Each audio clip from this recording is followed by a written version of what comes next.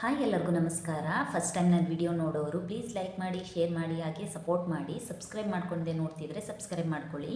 ಇವತ್ತು ಮನೆಯಲ್ಲಿ ಪಪ್ಪಾಯ ಸೊಪ್ಪನ್ನ ಹೇಗೆ ಮಾಡೋದಂತ ಈ ವಿಡಿಯೋದಲ್ಲಿ ನೋಡೋಣ ಬನ್ನಿ. ಪಪ್ಪಾಯನ ಸಣ್ಣ ಸಣ್ಣದಾಗಿ ಕಟ್ ಮಾಡಿ ಇಟ್ಕೊಂಡಿದ್ದೀನಿ. ಹಾಗೆಯೇ ಸೋಪ್ ಬೇಸ್ನು ಕೂಡ ಸಣ್ಣ ಸಣ್ಣದಾಗಿ ಕಟ್ ಮಾಡಿ ಇಟ್ಕೊಂಡಿದ್ದೀನಿ.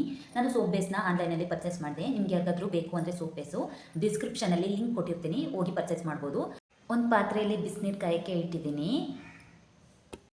ಇವಾಗ ಪಪ್ಪಾಯನ ನಾನು ಮಿಕ್ಸಿ ಜಾರ್ಗೆ ಹಾಕ್ಕೊಂಡು ರುಬ್ಕೊಳ್ತಾ ಇದ್ದೀನಿ. ಇವಾಗ ನಾನು ತೋರಿಸ್ತಾ ಇದ್ದೀನಲ್ಲ ಅಷ್ಟು ಕನ್ಸಿಸ್ಟೆಂಟಿಗೆ ಬಂದರೆ ಸಾಕಾಗುತ್ತೆ. ವೆಲ್ ಬಾಯ್ಲ್ಡ್ ಮೆಥಡಲ್ಲೇ ನಾವು ಮಾಡಬೇಕು. ಇವಾಗ ಅದು ಕರಗಿದೆ. ಇವಾಗ ಗಂಟು ಎಲ್ಲ ಸಿಗುತ್ತಲ್ಲ, ಆ ಥರ ಗಂಟು ಯಾವುದೋ ಥರ ಇರಬಾರ್ದು, ಅದು ಫುಲ್ ಕರಗಬೇಕು. ಕರಗಾದ್ಮೇಲೆ ನಾವು ರುಬ್ಬಿಟ್ಕೊಂಡಿರೋ ಪಪ್ಪಾಯನೂ ಕೂಡ ಅದಕ್ಕೆ ಸೇರಿಸ್ಕೊಂಡು ಚೆನ್ನಾಗಿ ಮಿಕ್ಸ್ ಮಾಡ್ಕೊಳ್ಬೇಕು. ಇವಾಗ ನೊರೆ ಬರುತ್ತಲ್ಲ, ಅದು ನೊರೆ ಎಲ್ಲ ಸ್ಟಾಪ್ ಆಗಬೇಕು. ಸ್ಟಾಪ್ ಆದಮೇಲೆ ಅದಕ್ಕೆ 1 ಟೀ ಸ್ಪೂನ್ ಆಗೋಷ್ಟು ಕೊಬ್ಬರಿ ಎಣ್ಣೆ, ನೀವು ಯಾವ್ದು ಯೂಸ್ ಮಾಡ್ತೀರಾ ಅದು ಕೂಡ ಸೇರಿಸ್ಕೊಂಡ್ರೆ ಆಗುತ್ತೆ.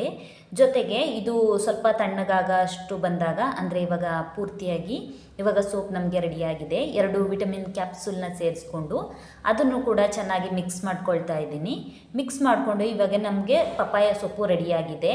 ಒಂದು ಮೌಲ್ಡ್ಗೆ ಸ್ವಲ್ಪ ಕೊಬ್ಬರಿ ಎಣ್ಣೆನ ಹಚ್ಕೊಳ್ತಾ ಇದ್ದೀನಿ. ಯಾಕೆಂದರೆ ಇವಾಗ ಸೋಪೆಲ್ಲ ನಾವು ಬಿಡಿಸುವಾಗ ಅದಕ್ಕೆ ಹಚ್ಕೊಳ್ಬಾರ್ದಲ್ಲ, ಹಂಗಾಗಿ ಅದಕ್ಕೆ ಸ್ವಲ್ಪ ಎಣ್ಣೆ ಹಾಕ್ಕೊಂಡು ಕ್ಲೀನಾಗಿ ಅದಕ್ಕೆ ಸವರ್ಕೊಳ್ತಾ ಇದ್ದೀನಿ. ನೀವು ಕೂಡ ಹಾಗೇ ಮಾಡಿಕೊಂಡು ನೆಕ್ಸ್ಟ್ ಇವಾಗ ನಾವು ಸೋಪ್ ಮಾಡಿ ಇಟ್ಕೊಂಡಿದ್ದೀವಲ್ಲ, ಅದನ್ನು ಇವಾಗ ಬಿಸಿ ಇರುವಾಗೇ ಹಾಕಬೇಕು.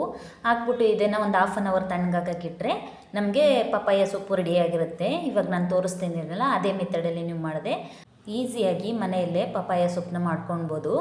ಸ್ಕಿನ್ನು ಕೂಡ ಬ್ರೈಟ್ ಆಗುತ್ತೆ, ಹಾಗೆಯೇ ಮುಖದಲ್ಲಿ ಕಾಂತಿನೂ ಕೂಡ ಬರುತ್ತೆ.